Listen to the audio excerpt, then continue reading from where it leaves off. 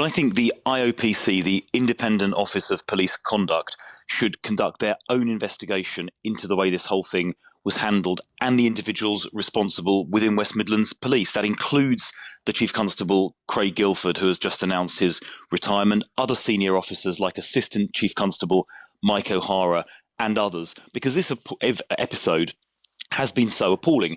We saw, first of all, the West Midlands Police Force being given intelligence that extreme elements within Birmingham's Muslim community planned to attack the Maccabi Tel Aviv fans. Now, what they should have done is made sure those fans were going to be protected and safe, and the West Midlands Police should have then investigated the extremists who were planning to attack them and potentially arrested those responsible. But instead of going after the potential extreme elements in Birmingham's Muslim community who might have perpetrated the attacks, and instead of protecting the fans, instead they decided to take the path of least resistance and ban the fans. And as you just said, they then fabricated evidence. They made up evidence saying it was the fans, the Maccabi fans themselves, that were the threat. I'm interested in that phrase. Terrible thing to do. That phrase, the path of least resistance, is that it actually? That they just did what was easiest to do. It was incompetence, but nothing more than that.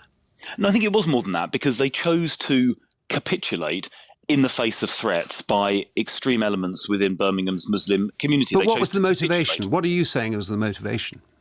Well, I think I know you're asking me to speculate, but I would imagine the motivation was a desire to appease those elements in the community, the Muslim community in Birmingham. But you should not appease people who are proposing to commit acts of violence. And it would simply, I think they probably decided it was just easiest to avoid having the Maccabi fans at all. But that is terrible. You should not be capitulating in the face of threats of violence by anyone, whether it's extreme elements in that community or anyone else. The police should be protecting innocent members of the public, like the Maccabi fans, not appeasing those who are planning to attack them. So is this part of a... Yeah, well, I was going to ask you that. Is it part of a wider story? Or is it not? Because there are some who say all of this there are dog whistles, there are elements of racism, etc., that actually people who talk about Islamist penetration, about sectarian politics, etc., are making up things in order to damage community relations. Or is there actually a real problem that not just Birmingham, that the nation faces? Well, I think there are deeper problems. We saw just in the last few days a former Labour MP, I think her name's Kate Holland, who was the Labour MP in Blackburn, who was defeated by one of the pro-Gaza candidates who now sits in Parliament, who described how she, as the sitting Labour MP at the time seeking re-election, was harassed, intimidated by supporters of the pro-Gaza candidate who went on to win.